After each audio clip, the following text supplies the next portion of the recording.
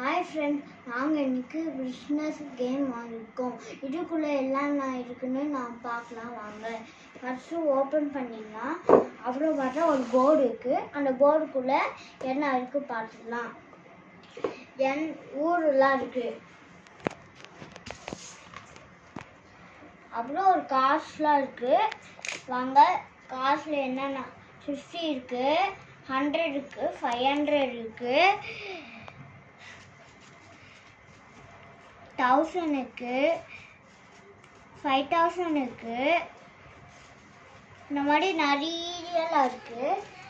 அடுத்தது பார்த்துடலாம்.